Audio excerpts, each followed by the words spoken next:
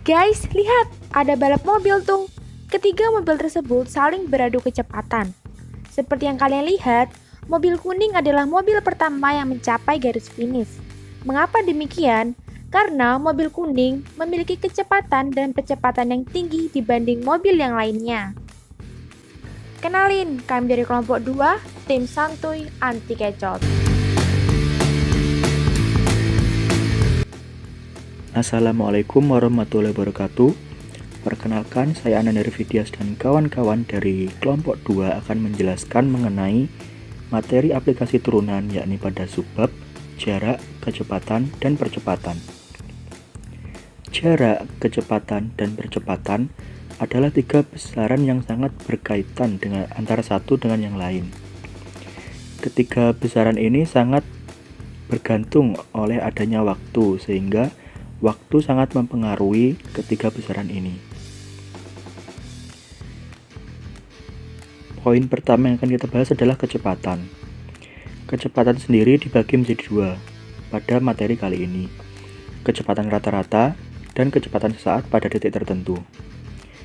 Kecepatan rata-rata adalah jarak perjalanan rata-rata yang ditempuh tiap satuan waktu, di mana secara matematis dapat dirumuskan sebagai V sama dengan delta S per delta T, di mana delta S adalah jarak tempuh rata-rata dan delta T adalah waktu yang diperlukan. Namun jika rumus ini dirubah menjadi bentuk fungsi, maka akan menjadi ST plus delta T min ST per delta T. Untuk lebih memahaminya, mari kita masuk ke dalam soal yang akan dibahas oleh Aldila Laraina. Baik, saya akan melanjutkan apa yang sudah Ananda Vidias jelaskan sebelumnya. Di sini saya sudah menyiapkan soal serta pembahasan tentang kecepatan rata-rata pada turunan posisi. Berikut tampilan soalnya. Untuk menyelesaikan permasalahan tersebut, kita dapat menggunakan rumus kecepatan rata-rata sama dengan delta S per delta T atau delta X per delta T.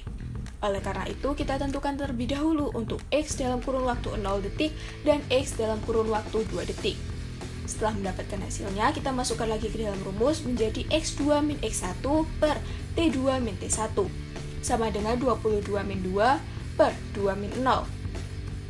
Lalu mendapatkan hasil 20 per 2 dan hasil akhirnya adalah 10 meter per sekon.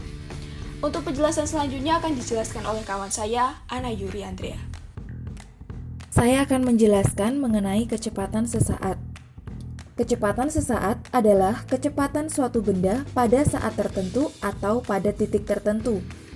Nah, rumus kecepatan sesaat dapat dikaitkan dengan materi turunan loh. Apabila jarak yang ditempuh suatu benda dalam T detik dinyatakan dengan ST, maka kecepatan sesaat benda pada waktu T detik atau VT dapat dirumuskan sebagai ds per dt atau juga dapat ditulis sebagai S aksen T. Dengan kata lain, rumus fungsi kecepatan sesaat atau VT sama dengan turunan pertama fungsi jarak terhadap waktu atau ST. Untuk lebih jelasnya, berikut contoh soal yang akan dibahas oleh teman saya Asila Dinda. Berikut ini adalah contoh soal beserta pembahasan terkait materi yang Ana Yuri sudah jelaskan. Dari soal di samping diketahui H sama dengan 4 meter dan HT sama dengan min 3T kuadrat plus 15T min 8. Kita bisa mengganti HT menjadi 4 sehingga persamaan menjadi min 3T kuadrat plus 15T min 8 sama dengan 4. Untuk memperoleh T, maka persamaan tersebut harus sama dengan 0. Setelah itu, kita sederhanakan menjadi T kuadrat min 5T plus 4 sama dengan 0, sehingga T sama dengan 4 atau T sama dengan 1. Dari yang teman saya jelaskan tadi, rumus dari kecepatan sesaat ialah Vt sama dengan dst per dt atau S aksen T, yang berarti turunan dari S atau jarak. Di soal ini, H atau ketinggian sama saja dengan S, sehingga apabila kita turunkan persamaan H, kita dapat memperoleh persamaan V, yakni min 6T plus 15. Setelah itu, kita substitusikan T sama dengan 4 atau T sama dengan 1, sehingga hasil diperoleh min 9 meter per sekon dan 9 meter per sekon. Untuk materi selanjutnya akan dijelaskan oleh teman saya Octavia Hoyrotun-Nisa. Sebelumnya, di poin pertama, Ananda Vidias sudah membahas tentang kecepatan ya. Selanjutnya, di sini saya akan membahas poin kedua yaitu percepatan. Pada materi kali ini, percepatan sendiri dibagi menjadi dua, yaitu percepatan rata-rata dan percepatan sesaat pada detik tertentu. Percepatan rata-rata adalah hasil bagi antara perubahan kecepatan dengan selang waktu yang digunakan selama perubahan kecepatan tersebut, di mana secara matematis dapat dirumuskan sebagai A sama dengan delta V per delta T. Tetapi jika rumus ini dirubah menjadi bentuk fungsi, maka akan menjadi Vt plus delta T min Vt per delta T. Agar lebih mudah untuk memahaminya, marilah kita masuk pada soal yang akan dibahas oleh teman saya yaitu Devi Arika. Untuk menjelaskan lebih lanjut materi yang disampaikan oleh Okta, saya telah menyiapkan soal dan pembahasan sebagai berikut. Untuk menyelesaikan soal di atas, kita bisa gunakan rumus A sama dengan delta V dibagi delta T. Pertama-tama kita cari delta V pada 3 dan 1 sekon dengan mensubstitusikan waktunya. Kemudian, hasil yang sudah ditemukan dibagi dengan delta T yaitu 3 dikurangi 1, sehingga hasilnya yaitu 15 per 2 sama dengan 7,5 meter per sekon kuadrat. Untuk subbab materi selanjutnya akan disampaikan oleh teman saya Raisa Putri Azahra. Selanjutnya kita akan bahas tentang percepatan sesaat benda pada detik ke T. Percepatan sesaat merupakan perubahan kecepatan dalam interval waktu yang sangat singkat.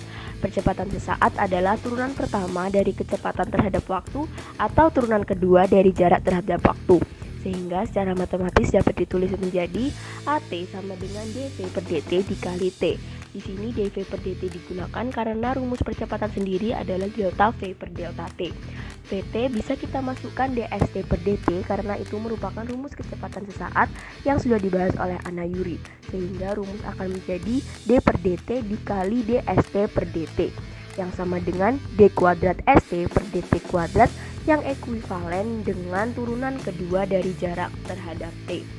Dari sini kita dapat membuktikan bahwa percepatan sesaat benda pada detik ke t itu sama dengan turunan kedua dari jarak terhadap T. Nah, untuk pengaplikasian rumus, mari kita simak pembahasan soal berikut oleh Randy Zanuarisma. Seperti yang sudah dijelaskan oleh Raisa Putri, di sini saya sudah menyiapkan soal serta pembahasannya. Disimak baik-baik ya.